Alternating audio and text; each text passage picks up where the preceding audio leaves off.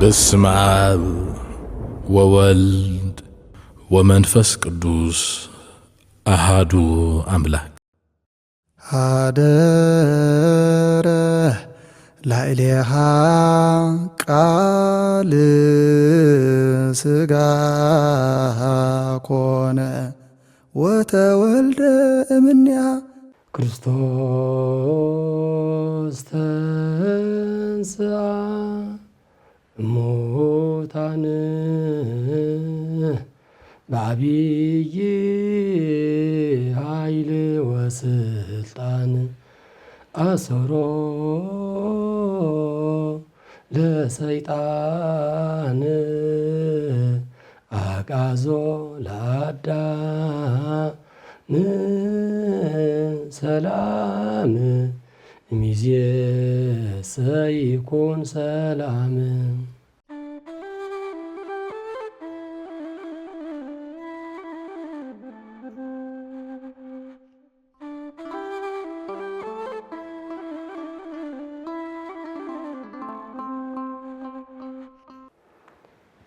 በስመ አብ ወወልድ ወመንፈስ ቅዱስ አሃዱ አምላክ አሜን። ክርስቶስ ተንሥአ እሙታን በዐቢይ ኃይል ወስልጣን አሰሮ ለሰይጣን አግዓዞ ለአዳም ሰላም እምይእዜሰ ይኩን ፍስሐ ወሰላም። ናይ ልዑል እግዚአብሔር ቤተሰብ ንእግዚአብሔር ተፍቅርዎ እግዚአብሔር እውን ዘፍቅረኩም ብመስቀሉ ዘዓደገኩም ዝተበጀወኩም ምእመናንን ምእመናትን ኣብ ርሑቕን ኣብ ቀረባን ዘለኹም ብስም እግዚአብሔር ከመይ ሓዲርኩም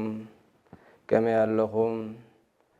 ኣሜን። ልዑለ ባሕሪ እግዚአብሔር ኣምላኽና ደጊምና ዝኸበረን ዝተመስገነን ይኹን። ኣኽሊል መመኪሒትና ጀማሪ ድሕነትና መሰረት ንጽህናና ቅድስተ ቅዱሳን ድንግል ማርያም ኣዴና ዝኸበረትን ዝተመስገነትን ትኹን። ክቡር መስቀል ናይ ጎይታናን ኣምላኽናን መድሓኒናን ኢየሱስ ክርስቶስ ክቡር ስግኡ ዝተቖርሰሉ ክቡር ደሙ ዝፈሰሰሉ ንሕና ዝደሓናሉ ሓይሊ ኣጋንንቲ ዝተሳዕረሉ ይኽበር ይመስገን። ኩሎም ቅዱሳን በዛ ቅድስተ ሃይማኖት ጸኒዖም ንእግዚአብሔር ኣምላኽ ዘገልገሉ ንእግዚአብሔር ዘስመሩ ቅዱሳን ኣቦታትና በቲ እግዚአብሔር ኣምላኽ ዝሃቦም ጸጋን ክብርን ምስጋናን ንዕኦም ይኹን። ናይ እግዚአብሔር ቤተሰብ ዘለናዮ ወቕቲ ጎይታናን ኣምላኽናን መድሓኒናን ኢየሱስ ክርስቶስ ንሓይሊ ሞት ስዒሩ ንዲያብሎስ ስዒሩ እነሆ መግነዝ ፍትሑለይ መቓብር ክፈቱለይ ከይበለ ካብ ሙታን ወይ ከዓ ካብ መቓብር ዝተንስኣሉ ወርሃ ትንሣኤና ዕለት ትንሣኤና ዘለና እሞ ሕያዋይ እግዚአብሔር ኣምላኽና ኣውደ ዓመትና ናይ ሓጎስ ናይ ሰላም ናይ ፍቕሪ ናይ ትንሣኤ ክገብረልና እናቱ ቅዱስ ፍቓዱ ይኹነልና። እግዚአብሔር ኣምላኽና ካብ ሙታን ዝተንስአ ካብ መቓብር ዝተንስአ ንዓና እንታይ ክምህረና ስለ ዝደለየ እዩ። ክርስቶስ ኣምላኽና ተሰቒሉ ተቐቢሩ ተንሲኡ። ስለዚ ዘለናዮ ናይ ትንሣኤ ወርሃት እነሆ ቅድስት ቤተ ክርስቲያንና እተመሓላልፎ ትምህርቲ ነዚ ምርኩስ ዝገበረ እዩ ዝኸውን። ጎይታናን ኣምላኽናን መድሓኒናን ኢየሱስ ክርስቶስ ኣብ ወንጌለ ሉቃስ ምዕራፍ 24 ፍቕዲ 6 መሰረት ወይ ከዓኒ ኣብዚ ዝተጻሕፈ ጥቕሲ ክንመሃርና እሞ ሕያዋይ እግዚአብሔር ኣምላኽና እነሆ ንኹላትና ክምዕደና ከለብመና ክምህረና ናቱ ቅዱስ ፍቓዱ ይኹነልና። ስለዚ እቲ ጥቕሲ ወይ ዕለትና ኣርእስቲ ትምህርቲ ተንሥአ ይሃሎ ዝየሰ። እዚ ቃል እዚ ሰማያውያን መላእክት እነሆ ብርሃናውያን መላእክት ነተን ክርስቶስ ኣምላኽና ንምድላይ ናብ መቓብር ዝኸዳ ዝሰበኹለን ዝነገርዎን ሕያው ቃል እዩ። በታ ቀዳመይቲ ሰንበት እነሆ ነቲ ዘዳለወኦ ሽቱ ሒዘን ናብቲ መቓብር ከዳ ይብል። ምሳተን ከዓ ካልኦት ኣንስቲ ነበራ ይብል። እነሆ ናብቲ መቓብር ምስ ከዳ مقابر اتأمني كابت مقابر اتأمني كابت مقابر تقلبيتو رخبو إنه نابت مقابر مسكدها سجا قيتانان أملاخنان مدحنان يسوع كريستوس أو أي نبرن بزنجرات زي إن دا تجرما إن دا تدنقا إن كلوا إنه زنس أبارق كدان زتخدنو زنس أبارق لبسي زلبسو كل التسبات رأيا يبل نايجزيا بير بيتسب زوم سبات بمبال قليس وهم زلو إنه سبات يكونون تايدا ملاختيهم سلام تايدا سبات ولوم تتبهيلو بمثلي بملكنا يدك سبات سلز تقلصو زنسبارق كدان لبيسوم نبرو بلن زمنو زمن حاجوس ورهات فسيت سلازقونه ملاختون برهاناويان سلازقونو إنه أيت زمن حاجوس وكل زنسبارق لبسي لبيسوم نبرو يبل نايجزيا بير بيتسب أبز خنستو علو زقبأنا دحنت تجبره نعنا ندك سباتيو مسكل تتخلي نعنا ندك سباتيو ملاخت راسله من تاي تحقشو من تتبهيلو ويري سنايات انت تكون لك على آن كما زيهم يأتي كم زبل إنه ندك سبات تجبره حاجوس ندك سبات تجبره دحنت ملاخت وجن ندك سبات سلازخونو ودسب حجوس كله سوم زيادة يحجوسو ودسب خبر كله نساتون زيادة سلز حجوسو زن سوارق كدان صعدا كدان تخدينهم نور يبل نساتن نعوم مسرأيهم بفرحات دنن بلا يبل نساتهم كاتسيلهم كم زبلوان سلامنتاي نتهياو أبعد موتان تدوليو اللخن بلوان كاتسلا بيلوم أرست تمرتنا حزنا يدلنا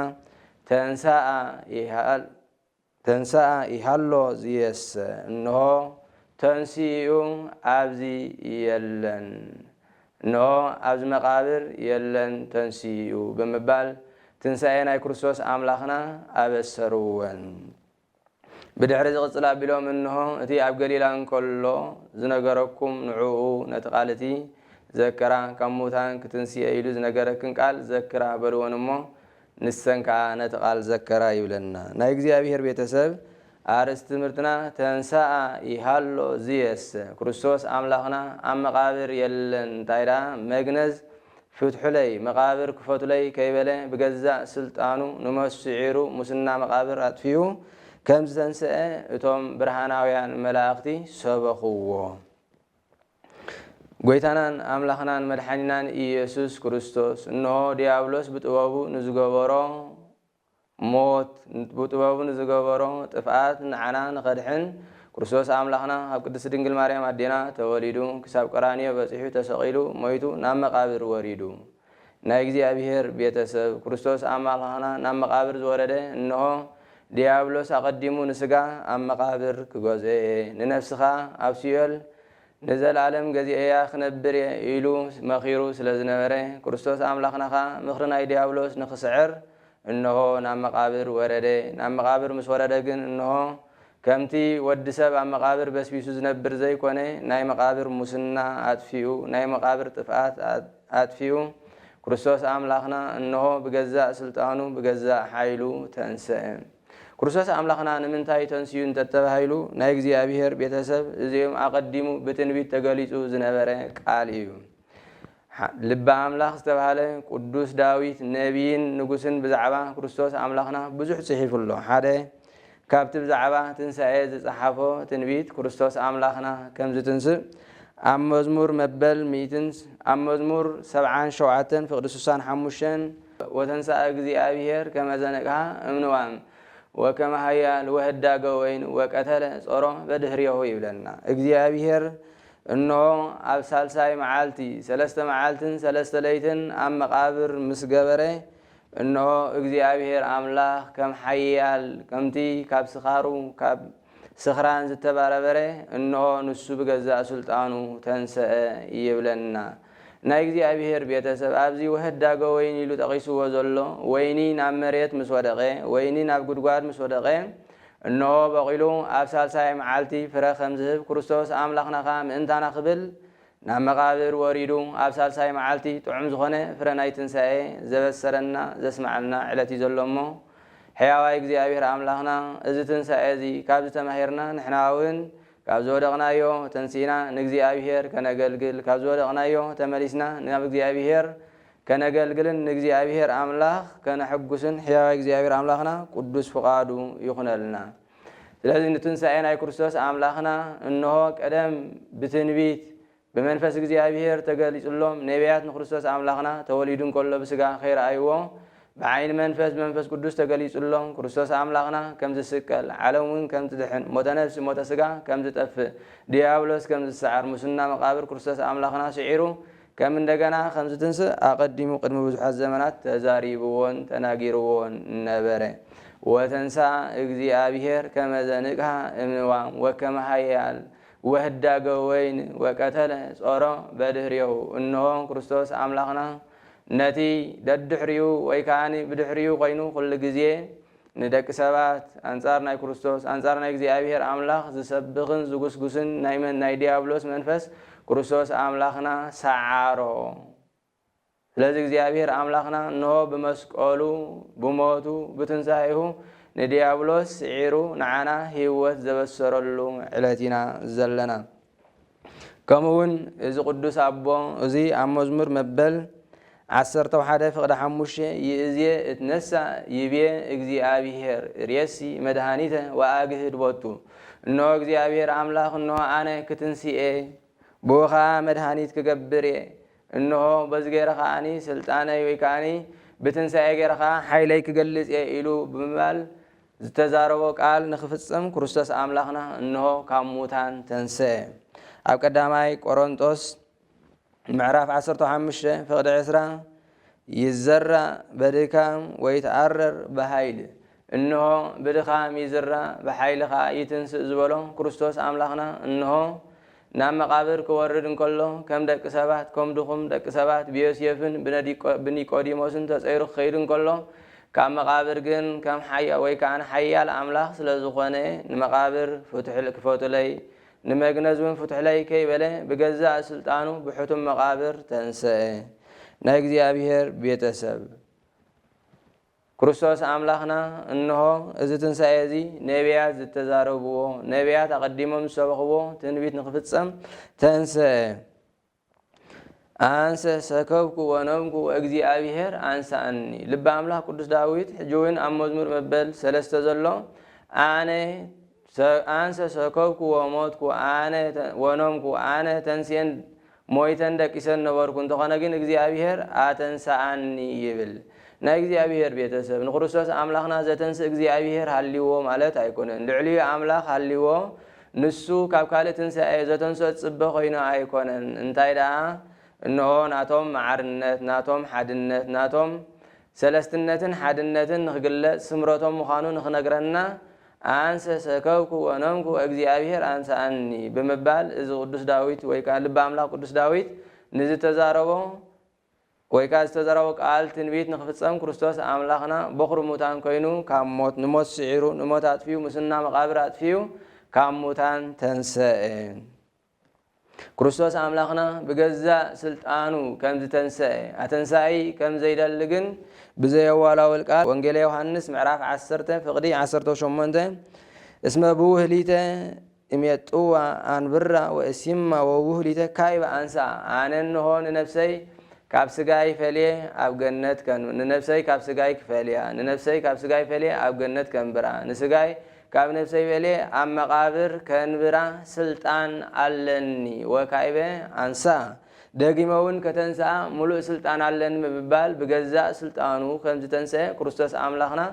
ኣብዚ ብሩህ ገይሩ የስተምህረና ናይ እግዚአብሔር ቤተሰብ ወተንሣኢኩ በስልጣነ ባህቲትየ ከም ዝብል ክርስቶስ አምላኽና ብገዛእ ስልጣኑ ተንሥአ ዳ እምበር ኣተንሣኢ ዘድልዮ ካልእ ኣተንሣኢ ዘድልዮ አምላኽ ኣይኮነን ስለዚ ክርስቶስ አምላኽና እንሆ ንዓና ስለ ዘፍቀረ ካብ ሰማያት ወሪዱ እንሆ ሙስና መቃብር ኣጥፊዩ ከም እንደገና ከዓኒ ንሱ በኹሪ ትንሣኤ ኮይኑ ተንሣኢ ወይ ከዓኒ በኹሪ ትንሣኤ ዘበሰረና ሕያዋይ እግዚአብሔር አምላኽና ክብርን ምስጋናን ንዑ ይኹኖ ስለዚ ጎይታናን አምላኽናን መድሓኒናን ኢየሱስ ክርስቶስ መድሃኒ ዓለም ካብ መቃብር ዝተንሥአ ንዓና ትንሣኤ ከም ዘለና ክምህረና ኣብ መሬት በስቢስና ንዘለዓለም ንነብር ከም ዘይኮንና እንታይ ደኣ ተንሲእና ኣብ ቅድሚ እግዚአብሔር ፍርድና ሰሚዕና ገነት መንግስተ ሰማያት ክንኣቱ ምዃንና ንኽነግረና ክርስቶስ አምላኽና ንሱ በኹሪ ኮይኑ ተንሰአ። ተንሳ እግዚእነ ከመ ይምሃረነ ተንስኦተ ስጋቲነ መቅድመ ወንጌል ከም ዝነግረና ክርስቶስ አምላኽና ካብ መቃብር ክፈቱለይ መግነዝ ፍትሑለይ ከይበለ ዝተንስአ ንሕና ካብ መቃብር ክንትንስእ ምዃንና ንዓና ትንስአ ንኽምህረና ንሕና ኣብ መቃብር ወሪድና ሮማይ በስቢስና ንተርፍ ከም ዘይኮንና ንኽነግረና ክርስቶስ አምላኽና ካብ ሙታን ወይ ከዓኒ ካብ መቃብር ተንስአ ይብለና። ስለዚ ናይ እግዚአብሔር ቤተሰብ ጎይታናን አምላኽናን መድሓኒናን ኢየሱስ ክርስቶስ ካብ ሙታን ዝተንስአ ትንቢት ንኽፍፀምን ንሕና እውን ትንስአ ከም ዘለና ንኽንፈልጥ እሞ ነዚ ትንስአ እዚ ተስፋ ጌርና ኣብዚ ዓለም እዚ ብሃይማኖት ፀኒዕና ብምግባር ተሰሊምና ንእግዚአብሔር አምላኽ ኣገልጊልና ንእግዚአብሔር አምላኽ ተኣዚዝና ገነት መንግስተ ሰማያት ንኽንወርስ እዩ። ስለዚ እዚ ንሕና ኣብ መወዳእታ እንትንስኦ ትንስአ ቅድስት ቤተ ክርስቲያንና ትንስአ ዘጉባኤ ኢላ ትገልጾ። ናይ እግዚአብሔር ቤተሰብ ናይ ክርስቶስ አምላኽና ትንስአ ካብ ናትና ትንስአ ዝተፈልየ እዩ። እዚ ማለት ክርስቶስ አምላኽና ክትንስእ እንከሎ ብገዛእ ስልጣኑ ብገዛእ ፍቃዱ መቃብር ክፈቱለይ መግነዝ ፍትሑለይ ከይበለ ተንስአ። ስለዚ ንሕና ክንትንስእ እንከለና ግን ናይ ክርስቶስ አምላኽና ካባና ዝፈልዮ ንሕና ኣተንሳኢ ንደሊ። ስለዚ ሊቃውንት ኣቦታት ብዛዕባ ትንስአ ናይ ክርስቶስ ካብ ናይ ካልኦት ትንስአ ፍሉይ ከም ዝኾኑ ከስተምሩ እንከለዉ ትንስአኡ ካብ ናይ በዓል አልዓዛር ፍሉይ ምዃኑ ንኽነግር እዩ። ናይ በዓል አልዓዛር ትንስአ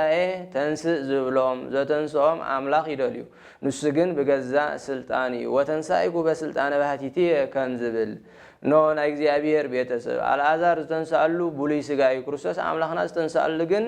እንሆ ብሓዲስ ስጋ እዩ። ክርስቶስ አምላኽና እንሆ ናቱ ትንስአ ሞት ዝኽተሎ ኣይኮነን። ናይ አልዓዛር ትንስአ ግን አልዓዛር ድሕሪ ምትንስኡ ሞት ዝፅበዮ ወይ ከዓ አልዓዛር ምስ ተንስአ እንሆ ድሕሪ ግዜ ከም ዝሞተ ካልኣይ እውን ዳግማይ ወይ ከዓ ትንስአ ዘጉባኤ ይፅበ ከም ዘሎ ሊቃውንት የስተምሩ። ስለዚ ናይ እግዚአብሔር ቤተሰብ ክርስቶስ አምላኽና ዝተንስአ ክርስቶስ አምላኽና ሞት ስዒሩ ንሞት ኣጥፊዩ ንመቃብር ወይ ከዓ ሙስና ናይ መቃብር ምኽሪ ናይ ዲያብሎስ ኣጥፊዩ። ምክንያቱ ኣቐዲምና ከም ዝገለጽናዮን ከም ጠቐስናዮን ዲያብሎስ እንሆ ንስጋ ኣብ መቃብር ገዚኤ ንነፍሲ እውን ኣብ ሲኦል ገዚኤ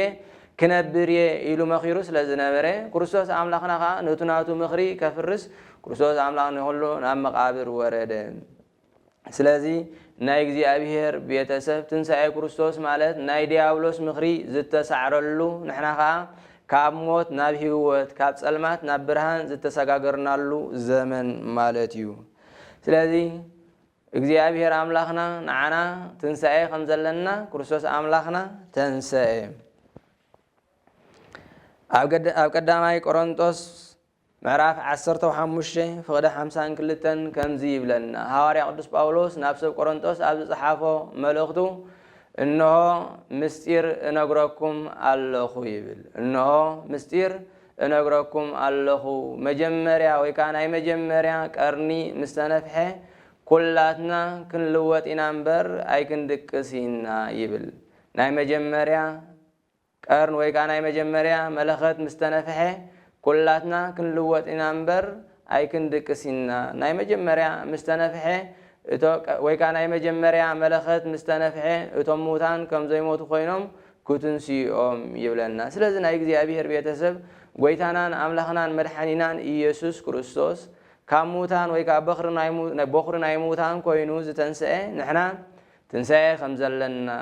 ተንሲና እንወርሳ መንግስተ ሰማያት ከም ዘላትና ካብ መቃብር ተንሲና ወይ ከዓኒ ንመቃብር ክርስቶስ አምላኽና ሙስና መቃብር ስለዝፋልና ንሕና እውን ካብ መቃብር ተንሲና እንሆ ከም እንደገና ህይወት ረኺብና ተሓዲስና እንሆ ዳግማይ ትንስአ ወይ ከዓኒ ትንስአ ከም ዘለና እሞ ንመንግስተ ሰማያት እግዚአብሔር አምላኽና ንዝሃበና ተስፋ አጽኒዕና ሒዝና ዳግማይ ትንስአ ከም ዘለና ፈሊጥና ንእግዚአብሔር አምላኽ አገልግልና መንግስተ ሰማያት ክንወርስ ከም ዝግባአና ንኽምህረና ጎይታናን አምላኽናን መድሓኒናን ኢየሱስ ክርስቶስ እንሆ ተንስአ ይሃሎ ዝየስ ክርስቶስ አምላኽና መላእኽቲ ብዝሓበርዎን እንሆ ክርስቶስ አምላኽና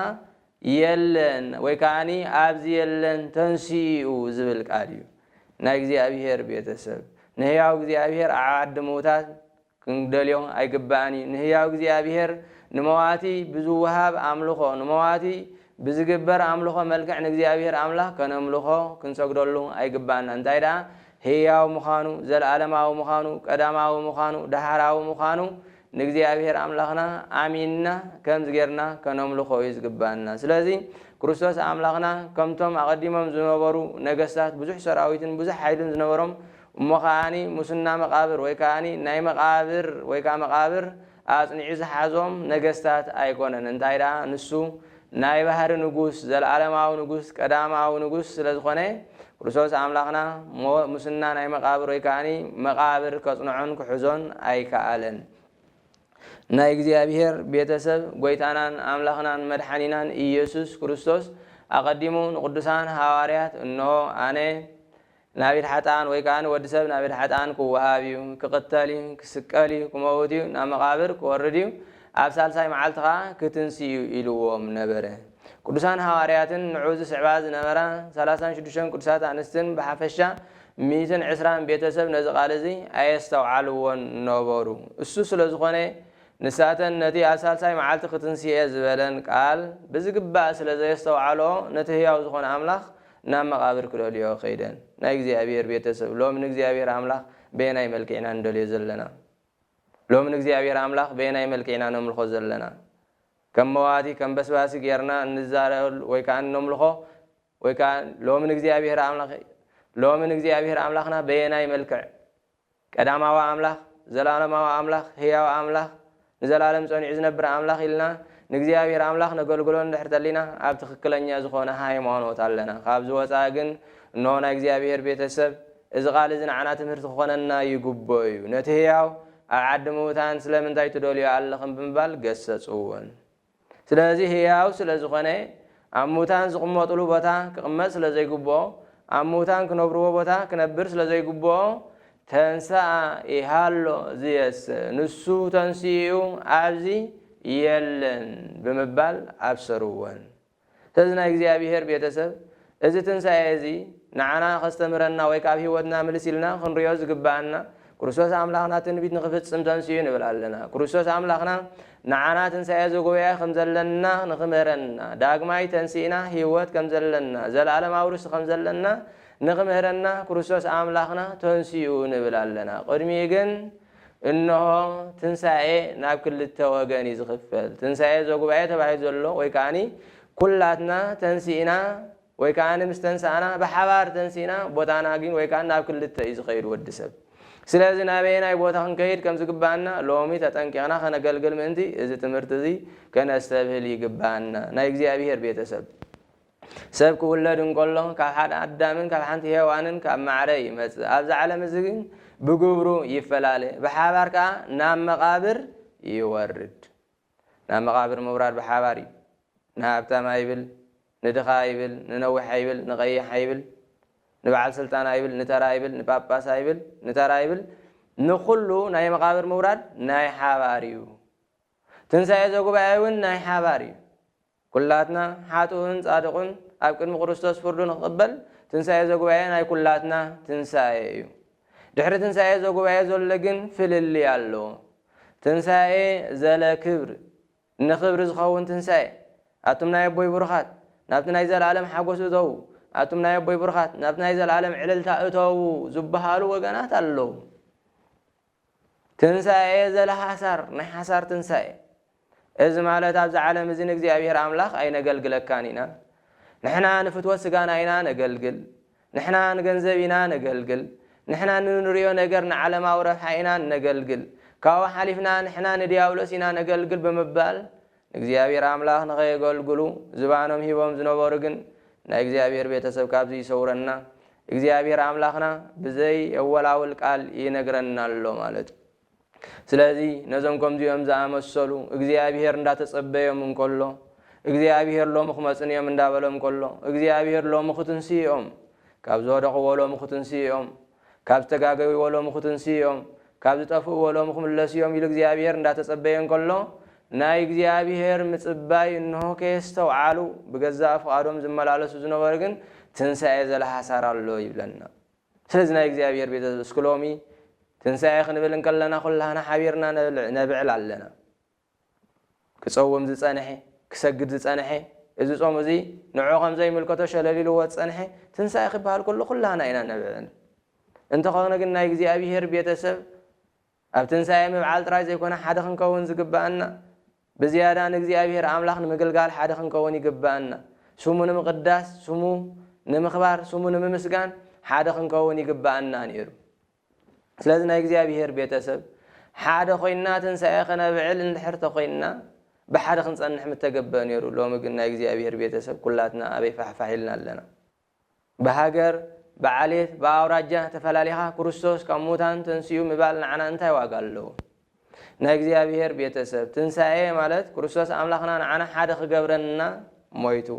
حدا خجبرنا كم مقابر تنسيو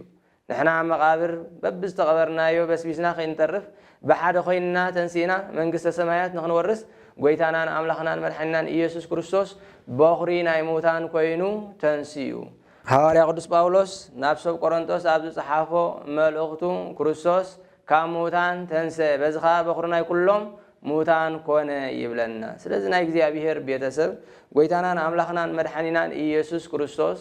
كام مقابر متنسو مقابر كفتو لي مغنس فتح لي كي بلي نعانا بخري نايتنسى يقينو كلاتنا خاب حبار تنسينا زل عالماو منغستي نخن ورسي سلازي كلمة تنسى زو غبايغن ناي እግዚአብሔር ቤተሰብ كلاتنا كاب زو ودقنايو كنتس يغبانا كاب زو ودقنايو حاتيات بنسحا كنتس يغبانا كاب زو ودقنايو ناي طفات منغدي بنسحا خنملس يغبانا كاب زو ودقنايو ناي مفللاين ناي مبتتانن إنه نبي እግዚአብሔር አምላክ ሎሚ እንተንሳአሉ ሰዓት ስለዚህ ተንሳኤና ይልቡና ዘይተንሳኤ እዚ ማለት ካብ ዝወደቆ ሎምስ ያخلኒ ክንደ ግዜ እግዚአብሔር ኮግሂ ሎምስ ያخلኒ ክንደ ግዜ መንገድ ጥፋት ከመላለስ ሎምስ ያخلኒ ክንደ ግዜ ነረብ ሐሰጋይ ከዓይ ሎምስ ያخلኒ ክንደ ግዜ ቢዊንታ ስጋይ ከመላለስ በመባል ተንሳኤ ልቦና ዘይ ሐዘ بلبنا زي تنسى إذا مالت نلبو جزيو إنه أنا نخرسوس كجلجل يخابلومي بمبال زي تنسى يزوج جبائي إنه نعنا بجبائي مستنسى ويكاني إذا زي حزسد وابون بطون إجزاء أملاخ ينقرن الله نإجزاء بيتسب إجزاء كفردن كله بصدقن برتعني إذا مالت حياة إجزاء أملاخنا محاريو حياة እግዚአብሔር አምላክና ይቅረበሃልዩ ስለዚህ ክፈርድን ከሎ እግዚአብሔር አምላክ አይዳሉኒ ወኩነኔ እግዚ ኮነት በድልወት ናይ እግዚአብሔር አምላክ መንግስቲ ናይ እግዚአብሔር አምላክ ፍርዲ በሚዛኒ እዚ ማለት ሰብ ዝገበሮ ተመዚኑ ዳንበር حياة እግዚአብሔር አምላክና ነተሓደ ክጸድቅ ስለዝደለዮ ነተሓደ ክሓጥ ስለዝደለዮ እግዚአብሔር አምላክ አይኮነን ዝውስንና እንታይ ዳ ሎምን ንሕና ኢና ክንውስን ዝግባና إذا مالت أنا من قد تفعت صنح لو مختنس علني لو مخداني حسيبة ختنس خلالني مريت مالتك كريستوس أملاخنا أم مقابر وريد خبالن كله أب حامد مالتي حامد كاني إنه بزملك عزخن ريان كلنا نحدش كدان زخنه حامد أنت تتصيقون تايقو نرسح مالتي سلازي خاب رسحنا اللي هوت كابزودقنا اللي هوت نخنتس كريستوس أملاخنا كام مريت تنسيب إنه كاب عد موتان نخنتس كريستوس أملاخنا كاب عد موتان تنسيو عد موتان مالت كاب እግዚአብሔር زرحاقه مالتي موتا لنفس رهيقم እግዚአብሔር موتنا نفس كاب እግዚአብሔር مرحقي موتنا نفس كاب እግዚአብሔር مفلاي موتنا نفس كاب ገጽ እግዚአብሔር مرحق مالتي ስለዚህ ጎይታናን አምላክናን መድኃኒናን ኢየሱስ ክርስቶስ ካብ عد موتان ክትስን ከሎ ንሕና ሎም ካብ عد موتان ንኽንትንስዩ ናይ እግዚአብሔር ቤተሰብ እግዚአብሔር ሓዲጋ ንገዛ ርእስኻ ምግልጋል እግዚአብሔር ሓዲጋ ንዊንታ ስጋኻ ምግልጋል እዚ ማለት ሞት ማለት እዩ ስለዚህ ክርስቶስ አምላክና ምእንታና ሞይቱ ሞት አጥፊልና ክርስቶስ አምላክና ምእንታና ተቀቢሩ ሙስና መቃብር አጥፊዩ ዳግማ ይውልዱ ጌርና ሎም ኸነሕና በገዛ ፍቃድና ናብ ዓዲ ሞት ክንከይድ በገዛ ፍቃድና ናብ መቃብር ክንወርድ እዚ ማለት መቃብር ተባሂሉ ዘሎ ናይ እግዚአብሔር ቤተሰብ ሙታን ዝነብሩሉ ቦታ ማለት እዩ ሰብ ስጉ እንደ ዘይተቀብረ ካብ እግዚአብሔር እንተሪሕቁ እዚ ማለት ሞት እዩ ሞት ካ ኩሉ ግዜ ኣብ ምንታይ ዝርከብ ኣብ መቃብር ይዝርከብ ስለዚህ ንእግዚአብሔር አምላክ ንኸይነገልግል ተቀቢርናሉ ካብ ዘለና ዝተፈላለየ ናይ ሓጢያት ስፍራ ንግዚአብሔር ንኸይነገልግል ንግዚአብሔር አምላኽ ንኸይነመስግን ተቐቢርናሉ ካብ ዘለና ዝተፈላለየ ዓለማዊ ሓሳብ ስጋዊ ሓሳብ ዓለማዊ ናብራ ዝተፈላለየ እነሆ ንዓና ይረብሕ ይጠቅም ዝበልናዮ ተቐቢርናሉ ካብ ዘለና ክንትንስእ ይግባአና ስለዚ ክርስቶስ አምላኽና ምትንስኡ ንሕና ካብ ዝተቐብርናሉ ናይ ስጋ ሓሳብ ንሕና ካብ ዝተቐበርናሉ ናይ ሓጢአት ናብራ ንሕና ካብ ዝተቐበርናሉ ናይ ሓጢአት መንገዲ ንኽንትስእን ንኽንወፅእን ስለዚ ክርስቶስ ካብ መቃብር ተንስኡ ማለት እኮ ካብ መቃብር ወፅኡ ማለት እዩ ንሕና ናይ ክርስቶስ ትንሳኤ እንዳዘከርና ካብ ምንታይ ንወፅእ ካብ ዝሙት ንወፅእ ካብ ስርቅ ንወፅእ ንህሉ ካብ ሓሰድ ንወፅእ ንህሉ ካብ ዓሌትነት ንወፅእ ንህሉ ካብ ተፈላለየ ሕማቕ ናብራን ሕማቕ ስራሕን ብምኽንያት ትንሳኤ ንወፅእ ንህሉ በዓል ትንሳኤ ትርጉም እዚ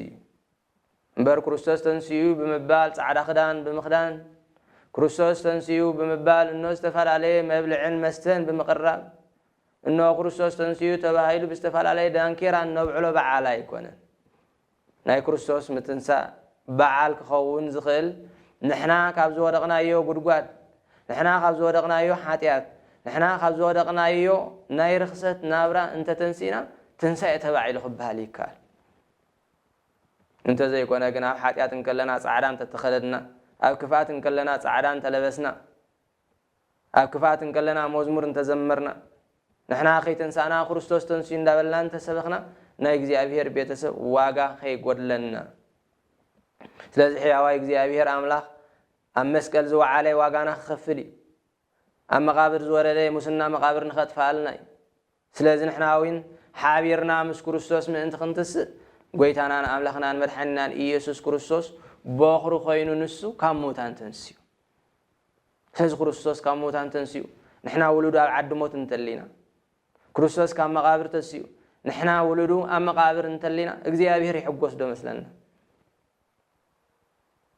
ስለዚ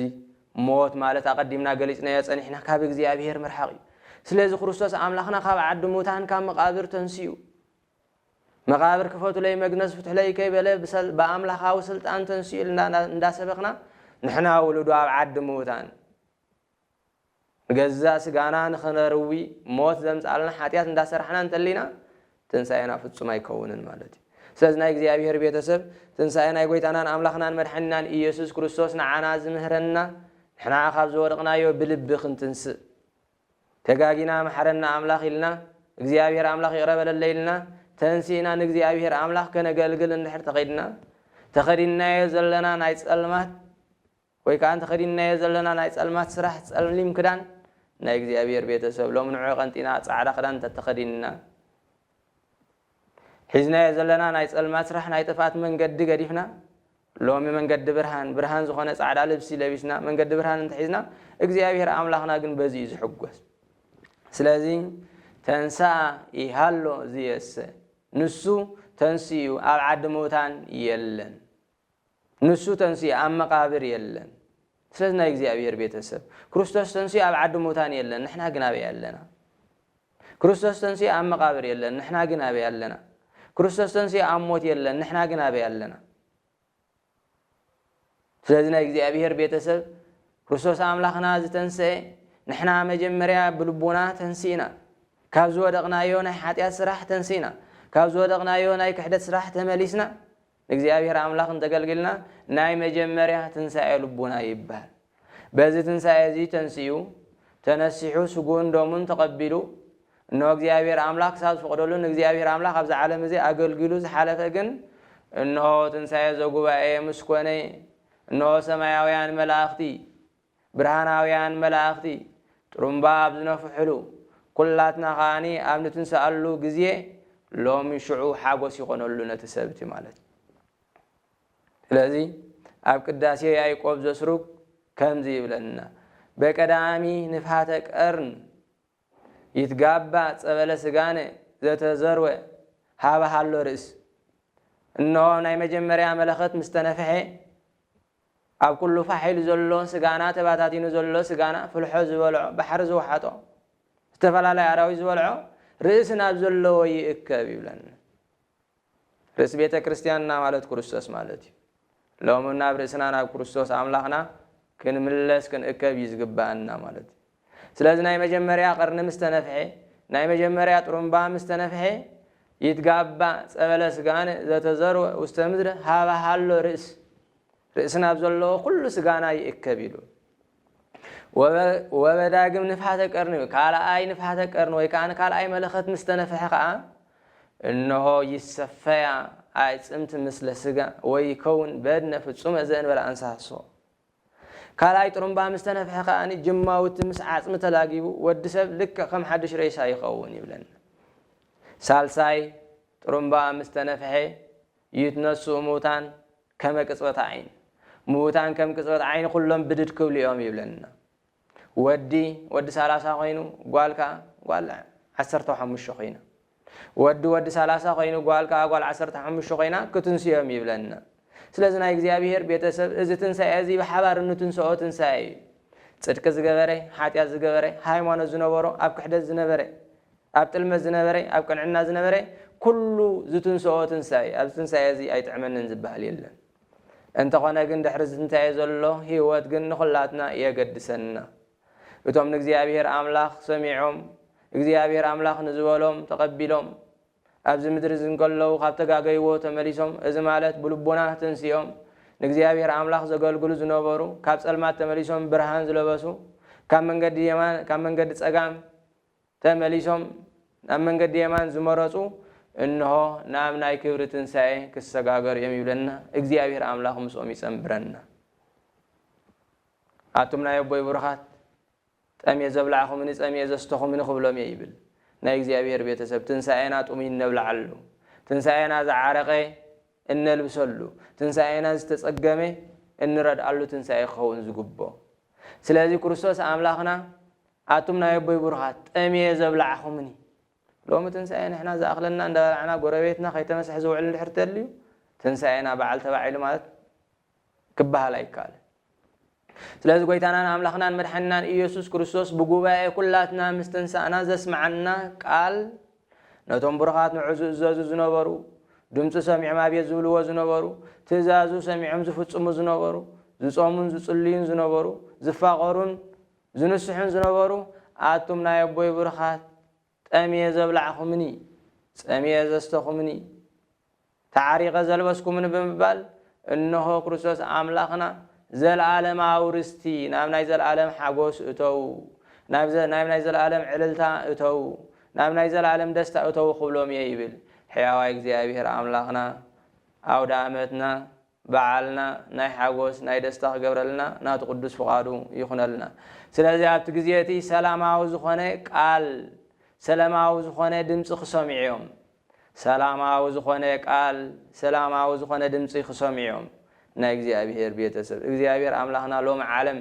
ሰላም ሲናላሞ ሰላም ዝኾነ ድምፂ የስማዓና ድምፂ ሰላም እግዚአብሔር ኣምላኽ ይልኣኸልና ስለዚህ ናይ እግዚአብሔር ቤተሰብ እዞም ሰባት እዚኣቶም ትንሳኤ ልቡና ተንሲኦም ዝነበሩ ዝሰምዕዎ ቃል ጥዑም ቃል እዩ ዝሰምዕዎ ድምፂ ሰላማዊ ድምፂ እዩ ስለዚህ ጠምየ ዘብላዕኹምኒ ጸምየ ዘስተኹምኒ ዓሪቐ ዘልበስኩምኒ ተኣሲረ እግዚአብሔር ይፍታሕካ ዝበልኩምኒ ሓሚም እግዚአብሔር ምሓርካ ዝበልኩምኒ ጋሻ ኮይነ ዝተቐበልኩምኒ ናብ ናይ ዘለዓለም ሓጎስ እተው ስለዚህ ኣውደ ዓመትና ክኸውን ዝግቦ ጡሚን ነብልዓሉ ንዝዓረቀ ነልብሰሉ ንዝተኣስረ እግዚአብሔር ኣምላኽ ከምዚ ንሕና ናፃ ዘለናዮ ንዓኻኻ ናፃ የውፅእ ኸኢልና ንዝተኣስረ ተስፋ እንህበሉ በዓል ክኸውን ዝግቦ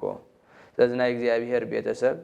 ሕያዋይ እግዚአብሔር ኣምላኽና ናብዚ ትንሳኤ እዚ ናብዚ ሓሳብ እዚ ክጸምደና ናቱ ቅዱስ ፍቃዱ ይኹነልና ክቡራን ናይ እግዚአብሔር ቤተሰብ እዚ ተንሳእ ይሃሎ ዝየስ ክርስቶስ ኣብ ዓዲ ሙታን የለን ንሕና እውን ካብ ሞት ወይ ከዓ ሞት ካብ ዘምፅእ ስራሕ ተኣሊና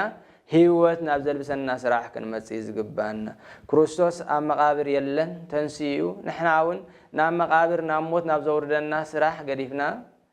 ናይ እግዚአብሔር ቤተሰብ ህይወት ዘውህበና ምስ እግዚአብሔር ኣምላኽ ምስ ክርስቶስ ኣምላኽና ኣብ መወዳእታ ዘመን ዘንብረና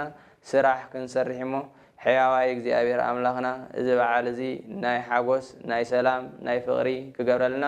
ናቱ ቅዱስ ፍቃዱ ይኹነልና በዓልና ሕያዋይ እግዚአብሔር ኣምላኽና ዝጠመየ ዝጸግበሉ ዝዓረቀ ዝኽደነሉ ዝቆረረ ዝመቀሉ ዝተሰደ ዓዱ ዝምለሰሉ ሰላም ዝሰአነ ሰላም ዝረኽበሉ ፈሪሕ ዘሎ ተባዓ ዝረኽበሉ ተስፋ ዝቆረፀ ተስፋ ሰንቀሉ በዓል ክገብረልና ሕያው እግዚአብሔር አምላኽና ናቱ ቅዱስ ፈቃዱ ይኹነልና ቅድስት ድንግል ማርያም አዴና በአማላድነታ ኩሎም ቅዱሳን ብረድኤቶም ምስኩላትና ይኹኑ ዝመሃረና ዝመዓደና ዝገሰጸና ሕያው እግዚአብሔር አምላኽና ክብርን ምስጋናን ንዑ ይኹኖ ወስብሐት ለእግዚአብሔር ወለወላዲቱ ድንግል ወለመስቀሉ ክቡር ወኃያል ተንሥአ ኢሃሎ ዝየስ ንሱ ተንሥኡ ኣብዚ የለን